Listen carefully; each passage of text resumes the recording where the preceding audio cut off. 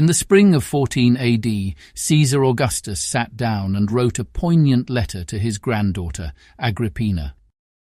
The letter in part read, "I arranged yesterday with Talarius and Acilius that they should take your child, Gaius, to you 15 days before the calends of June, if the gods are willing.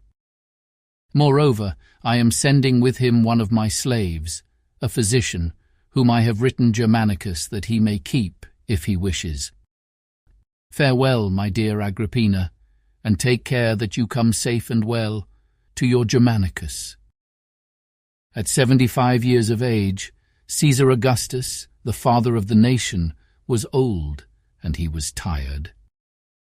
He felt the weight of his extraordinarily long life, one filled with danger, confrontation, love, friendship, disappointment, and betrayal, was nearing its end.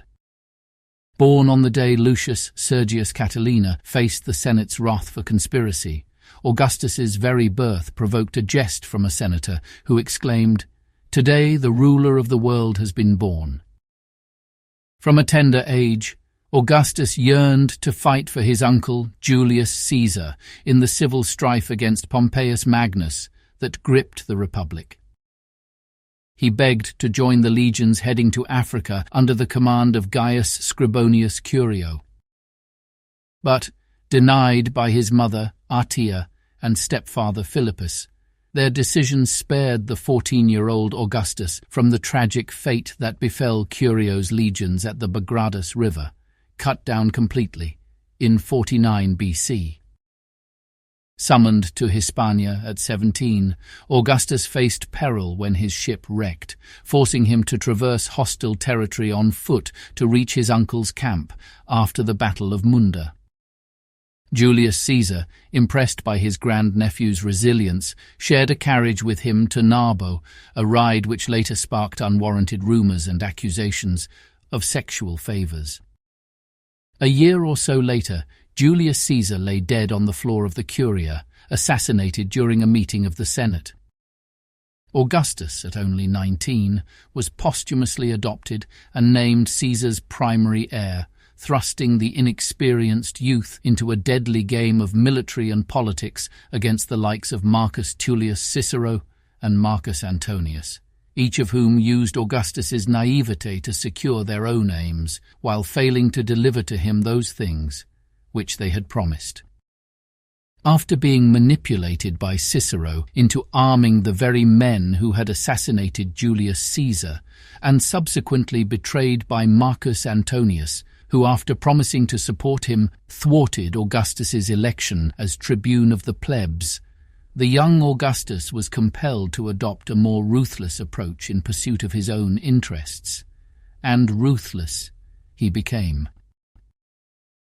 Styling himself as the son of the deified Julius Caesar, Augustus adopted Caesar's manner of dress, even wearing boots with a heel to appear taller and more imposing. Coins were minted, portraying Julius Caesar with features increasingly resembling those of Augustus. Aligning with the sentiments of the Roman people, Augustus called for vengeance against his father's assassins, a cry echoed fervently by the legions. Once strong enough to contend with Marcus Antonius and Marcus Aemilius Lepidus, Augustus agreed to a triumviral partnership for the purpose of defeating the murderers of Julius Caesar. To fund this costly war, the three triumvirs reinstated the brutal practice of proscriptions akin to the dictator Sulla's reign of terror. Political enemies were hunted down and murdered in the streets, in their homes, even in Rome's sewers. The estates of those proscribed were then confiscated, leaving daughters and wives homeless, cast into the streets, and forbidden to be taken in by others who were themselves threatened with proscription. After the Battle of Philippi, a victory Augustus shared with Marcus Antonius, the triumvirs divided the Roman Empire. After all, with their mission to avenge the murder of Julius Caesar completed, which could trust the others to disarm? And so, Antonius took the east, Lepidus took Africa, and Augustus was given most of the west, including Rome. But when the last living son of Pompeius Magnus placed a naval blockade around Italy, famine dictated a much different type of politics for Augustus. Without Antonius and Lepidus, it was his crisis to solve. Not yet strong enough to defeat Pompeius, Augustus chose to bide his time by marrying Scribonia, the aunt of Sextus, in exchange for an end to the naval blockade and a high place in Augustus's new Senate. But after Scribonia gave him his only child, Julia, Augustus divorced her. Taking the child, Augustus wed Livia Drusilla, a married woman pregnant with her husband's second child, with whom Augustus had fallen in love. With the aid and military ingenuity of his closest and most loyal friend, Marcus Vipsanius Agrippa, Augustus eventually defeated the forces of Sextus Pompeius.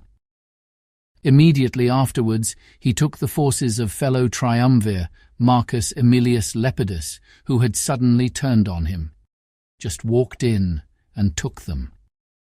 Now, all that remained was himself and Antonius, who allied himself with Egypt's Queen Cleopatra, the former mistress of Julius Caesar and the mother of Caesar's only biological son. But the legions were unwilling to engage in a war between two Caesarian commanders. Their refusal to participate compelled Augustus and Antonius to negotiate a truce, sealed by the marriage of Augustus's sister, Octavia, to Antonius.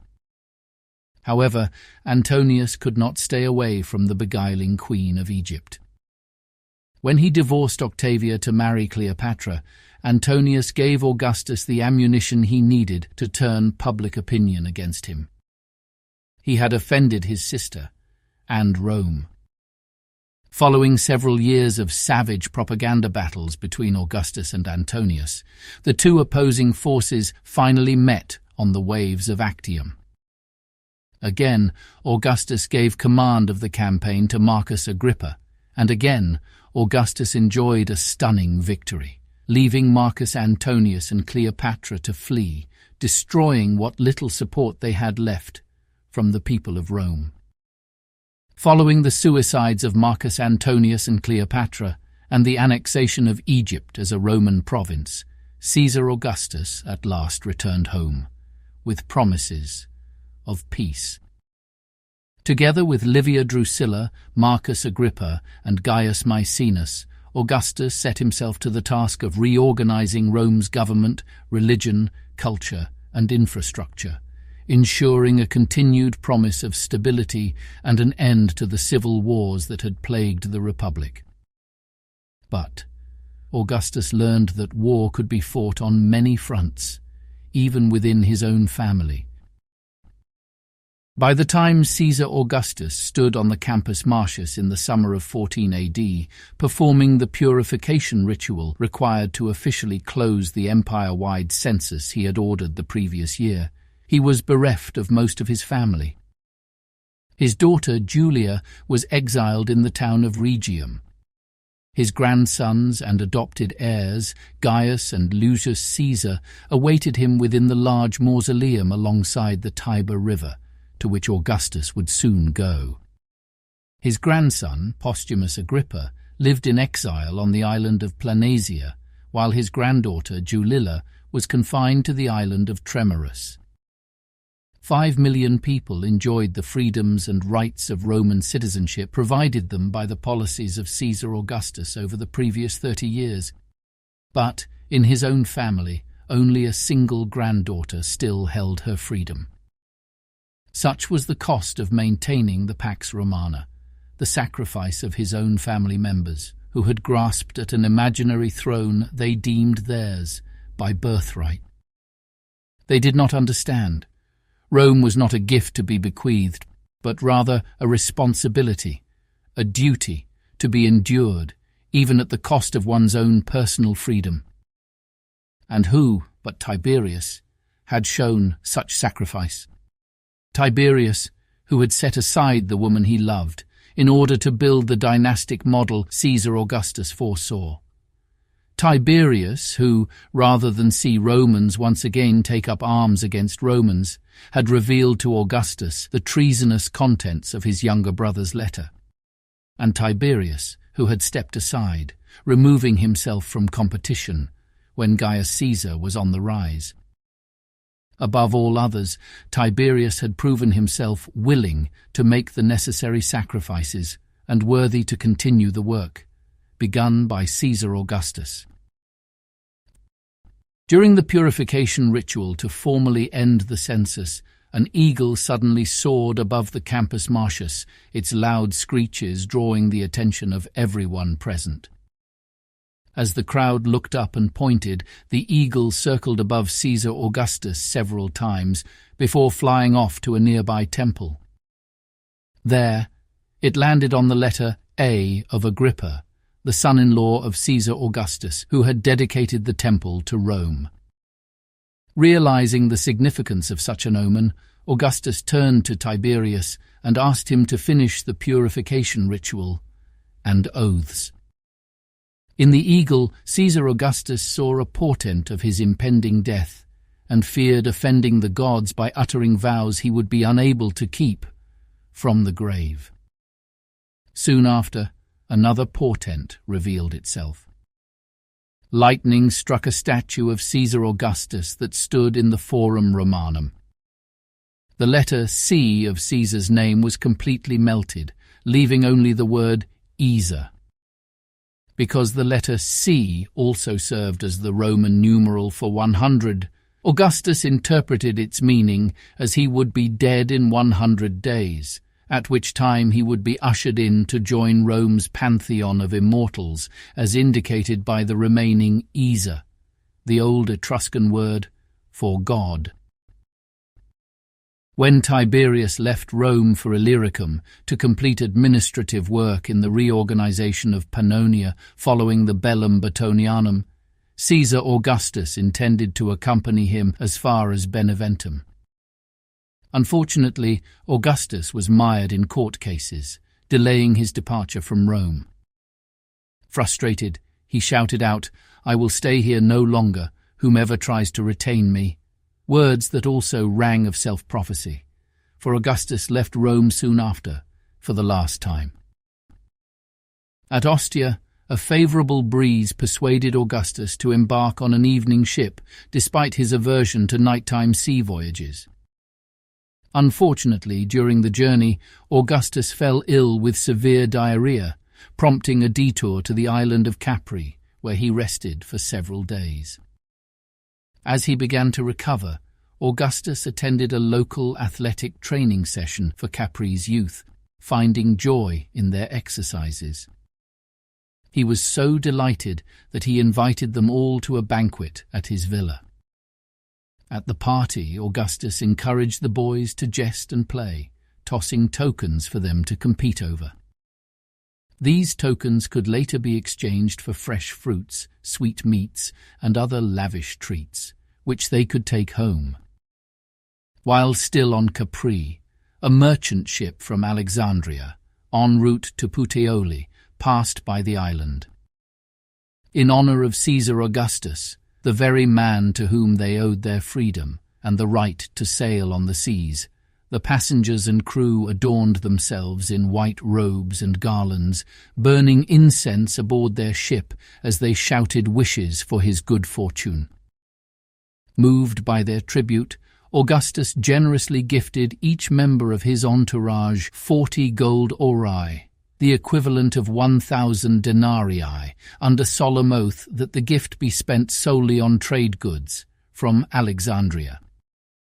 Additionally, Augustus distributed Roman togas and Greek mantles to friends and locals, encouraging the Romans to adopt Greek attire and vice versa among the Greeks.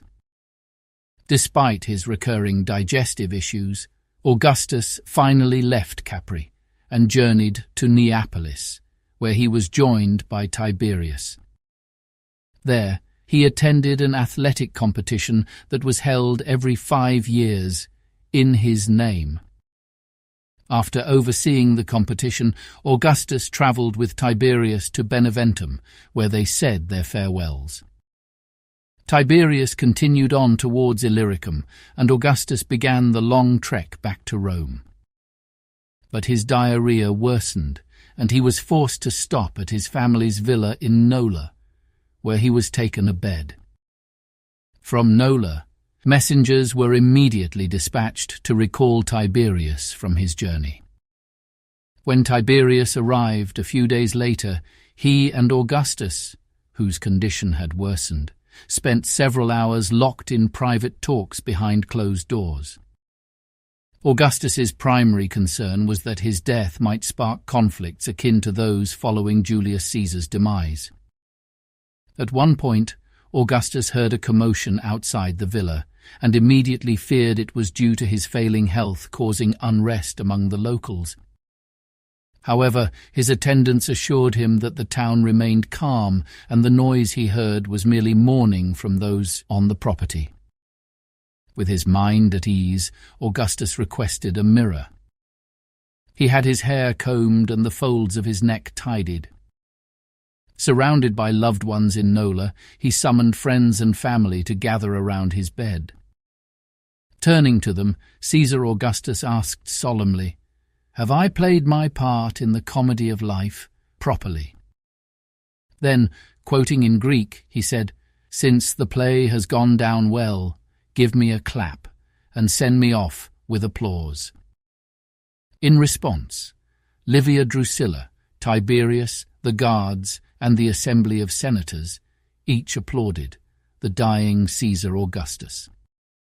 Some hours later, Tiberius's son Drusus arrived from Rome, accompanied by more friends of Augustus. Augustus quickly asked after Drusus's new daughter, who was reported to have been sick. Upon hearing that the child was recovered, Augustus relaxed, dismissing all from his room, save his wife. "Remember our marriage," he implored her. Then he closed his eyes as a weeping Livia Drusilla covered his face in farewell kisses. Only at the very end did he cry out, "40 young men are carrying me off." Then the father of the nation was gone